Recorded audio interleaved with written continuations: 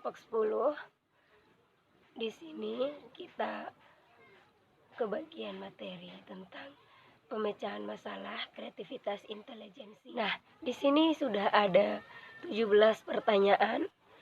Nanti saya akan menjawab 5 pertanyaan dan untuk pertanyaan selanjutnya akan dijawab sama teman saya juga.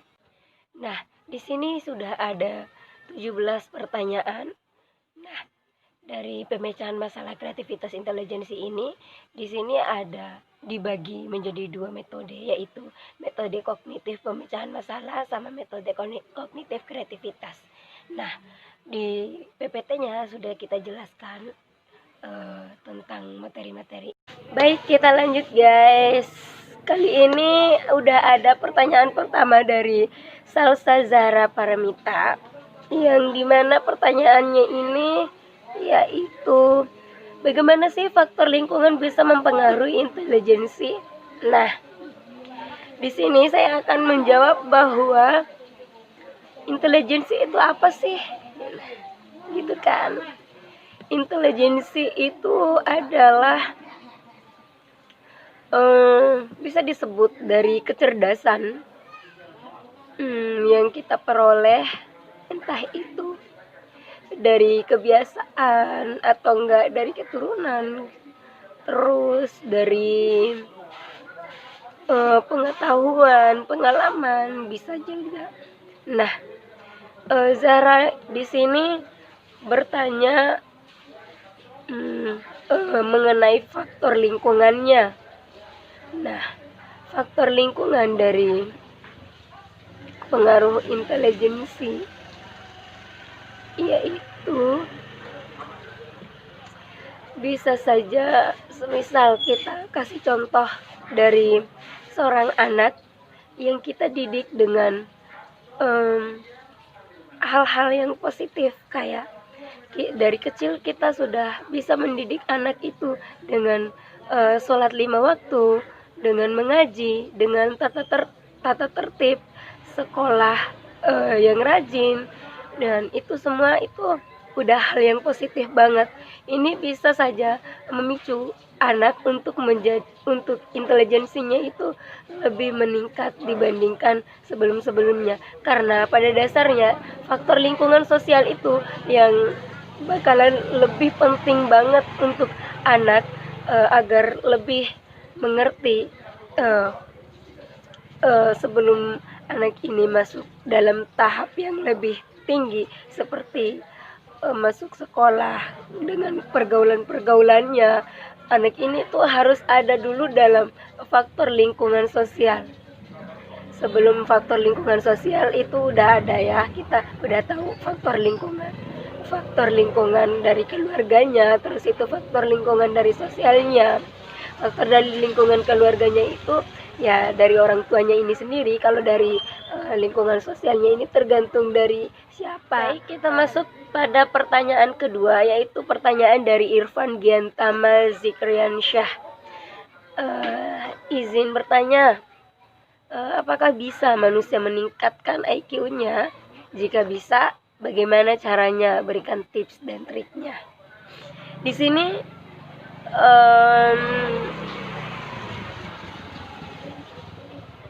ada motor lewat guys, mohon maaf. Ini soalnya di depan rumah. Oke, saya akan menjawab pertanyaan dari Irfan Giantama Zikriansyah yang bertanya apakah bisa manusia meningkatkan IQ-nya. Jika bisa, bagaimanakah cara dan berikan tipsnya. Menurut saya sih IQ itu bisa ditingkatkan tergantung dari orang itu sendiri. Apakah IQ-nya dia itu apakah dia itu mau mengasah IQ-nya ataukah mau stay di situ aja atau gimana. Tapi menurut saya IQ itu bisa meningkat karena dari pengalaman hidup juga itu bisa saja untuk mengasah IQ kita. Kayak kalau diberikan contoh triknya gitu, dengan main catur aja itu udah termasuk mengasah otak. Itu bisa saja meningkatkan IQ, daya pikir kita, daya kerja otak kita bagaimana, dan membaca buku juga penting bagi saya. Mungkin bagi teman-teman yang lain juga yang lebih berpengalaman dari saya, membaca buku itu penting karena pengetahuan-pengetahuan kayak orang yang masih fakir akan pengetahuan itu pasti masih membutuhkan ilmu-ilmu dari buku, dari pengarang-pengarang, karena pengetahuan yang dia punya masih rendah, mungkin dia butuh gitu dari membaca buku. Terus itu dari pengalaman hidup, dia bisa menjadikannya satu pelajaran. Baik, kita lanjut pada pertanyaan ketiga, yaitu pertanyaan dari Muhammad Bangkit, yang dimana pertanyaannya adalah bagaimanakah konsep dari kecerdasan emosi. Nah, sudah saya cari dan baca-baca bahwa kecerdasan emosi itu tergantung dari kedewasaan seseorang. Semisal kita sudah memasuki tahap pendewasaan dalam pertemanan atau persahabatan, di situ kita perlu banget pendewasaan, karena untuk memahami sesuatu itu kita perlu yang adanya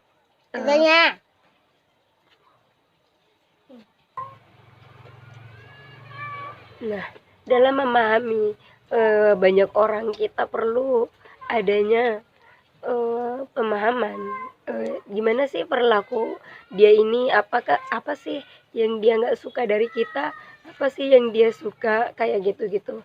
Ini tuh termasuk dalam kecerdasan emosi, gimana kita bisa mengontrol diri kita, mengontrol emosi orang lain. Itu adalah kecerdasan emosi. Baik, kita masuki pertanyaan keempat dari Nini Tiara Sesarining Tias. Pertanyaannya ini, jelaskan intelijensi dalam peran pendidikan serta berikan contohnya. Di sini saya akan coba menjelaskan dari sepengetahuan saya. Intelijensi itu sama dengan kecerdasan ya. Terus dalam peran pendidikan dan contohnya. Kecerdasan kayak guru, kita ambil. Nah, saya ambil contoh guru. Kayak modelnya ini atau model intelijensinya ini adalah seorang guru dan saya adalah muridnya. Ketika seorang guru ini mempunyai ilmu yang lebih dari kita, dia akan mengajarkan apa yang tidak kita ketahui, dan apa yang kita bingungkan akan dijelaskan oleh guru ini.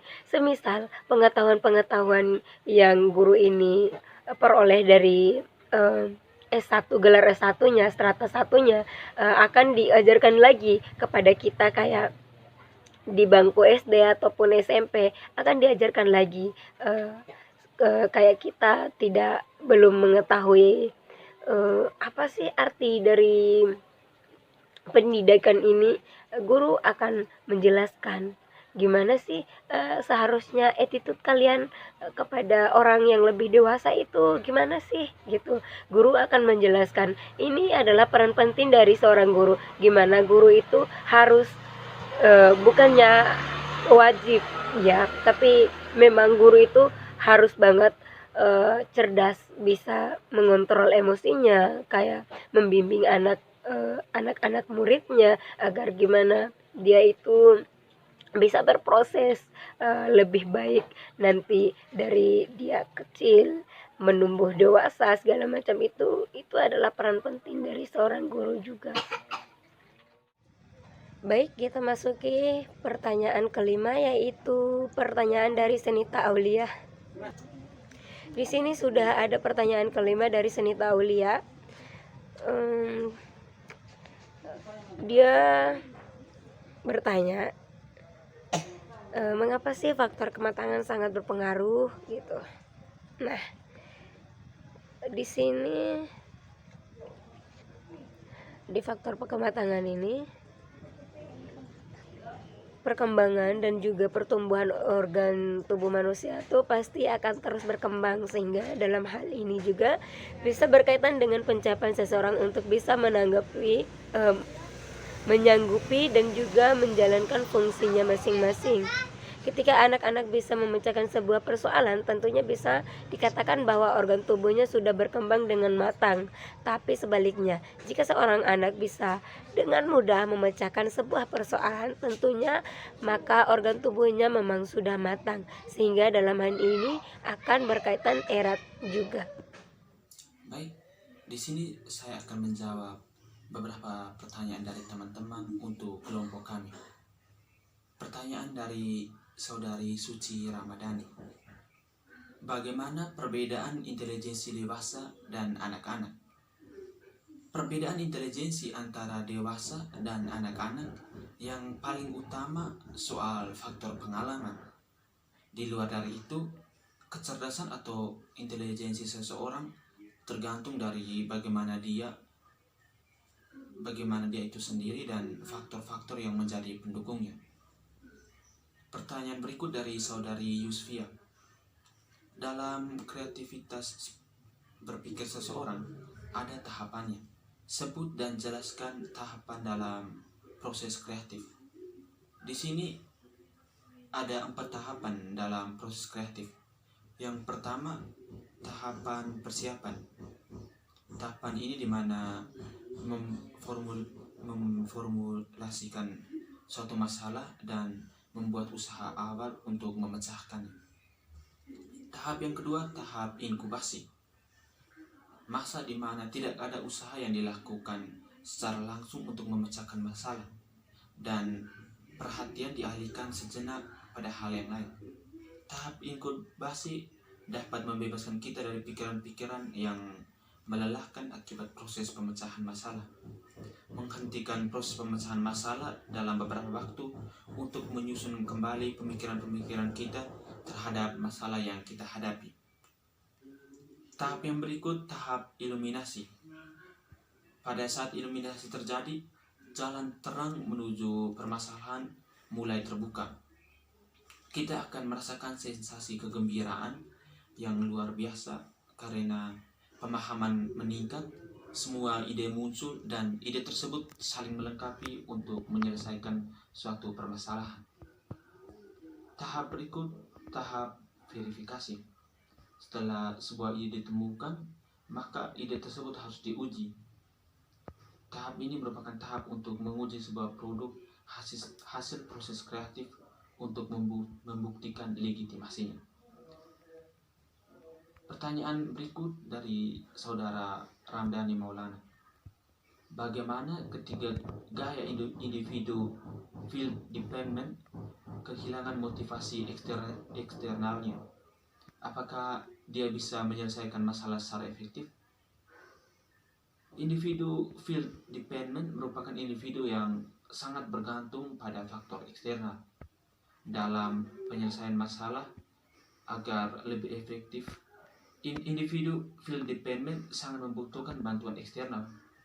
Maka, jika individu field dependent kehilangan motivasi eksternal dalam menyelesaikan suatu masalah, masalah tersebut dapat saja tidak ditangani dengan efektif. Pertanyaan berikut dari Saudari Teresa Ayu. Dalam pemecahan masalah, bagian otak mana yang berperan penting? Bagian otak yang berperan penting dalam pemecahan masalah adalah bagian otak depan, dalam bahasa latinnya lobus frontal, di mana lobus frontal atau otak depan ini berperan dalam fungsi intelektual seperti proses berpikir, penalaran, pemecahan masalah, dan lain-lain. Pertanyaan berikut dari Saudari Rosida Pertiwi. Gaya kognitif dalam kreativitas anak inklusif memiliki konsentrasi lebih rendah daripada anak reflektif. Bagaimana cara agar anak inklusif bisa berkonsentrasi dengan maksimal di dalam kelas. Berikut kami jabarkan beberapa cara agar anak inklusif dapat berkonsentrasi penuh dalam kelas. Yang pertama, mencermati aktivitas atau kegiatan yang disukai oleh anak-anak inklusif dan memperhatikannya. Yang kedua, mengajarkan dan menguatkan perhatian yang terfokus dan mendetail. Yang ketiga, dalam menata ruang kelas haruslah ditata secara rapi agar perhatian anak tertuju pada penjelasan guru. Dan yang keempat, memberi pujian dan juga ganjaran jika anak meraih suatu pencapaian begitu. Pertanyaan berikut dari saudara Antonius Aditya. Bagaimana cara meningkatkan intelijensi individu? Di sini ada beberapa cara untuk meningkatkan intelijensi individu. Yang pertama, melatih otak melalui permainan. Yang kedua, memainkan alat musik. Yang ketiga, mempelajari bahasa asing. Yang keempat, membaca buku. Yang kelima, melanjutkan pendidikan formal atau mengikuti kursus. Yang keenam, melakukan sosialisasi. Yang ketujuh, mengonsumsi makanan bergizi. Yang kedelapan, mencukupi waktu istirahat. Dan yang kesembilan, melakukan olahraga secara rutin. Terima kasih.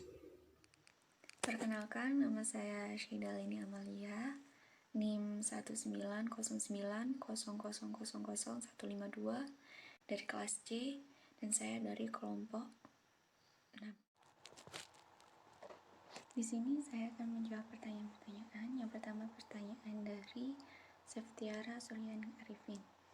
Pertanyaannya, seorang yang seringkali dapat memecahkan masalah, seseorang sukar untuk mengatasi masalahnya sendiri. Mengapa demikian? Ketika seseorang menghadapi masalah, terkadang pola pikir mereka tidak bisa rasional karena terlalu berkecamuk saat memikirkan masalahnya.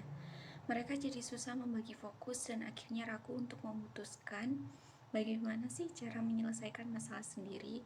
Sedangkan ketika kita menyelesaikan masalah orang lain, kita bisa berpikir secara logis karena kita tidak mengemban masalah apa-apa. Kita tidak ditekan oleh keadaan sehingga kita bisa berpikir dengan tenang dan memutuskan semuanya dengan pikiran yang lebih jernih.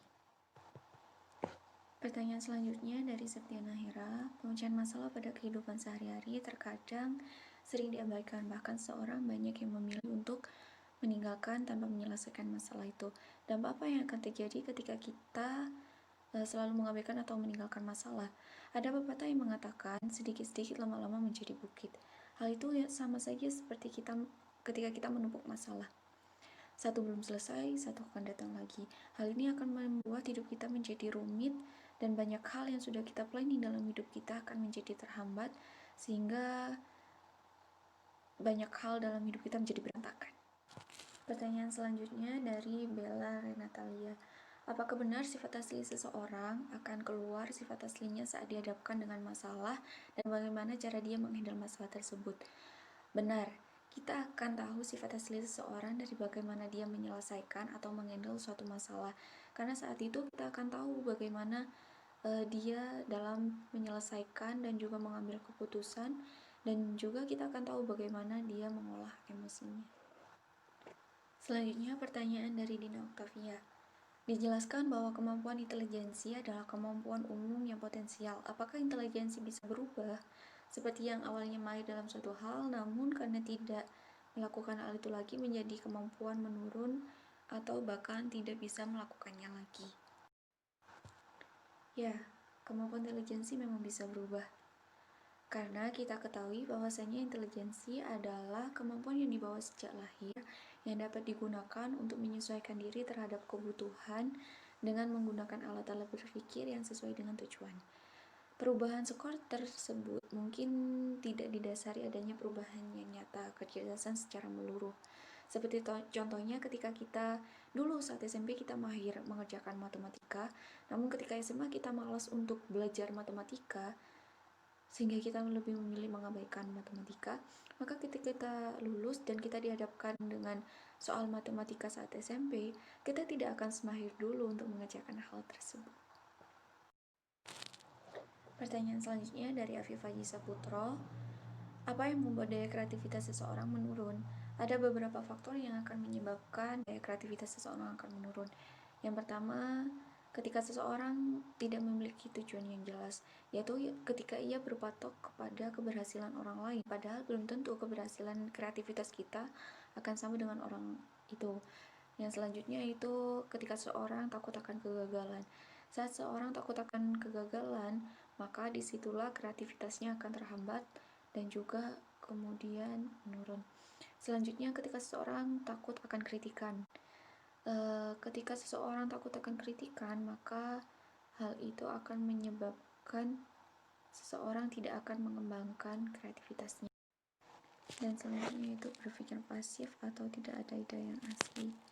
Kalau terus berpikir untuk menciptakan hal baru tanpa berusaha mencari informasi bersangkutan sebagai tolak ukur untuk inspirasi, otak hanya akan kehilangan energi. Oke teman-teman, jadi tadi jawaban dari kami, tepatnya dari kelompok 10. Apabila ada kesalahan dalam menjawab atau mungkin teman-teman kurang puas atas jawaban kami mohon maaf yang sebesar-besarnya dan terima kasih.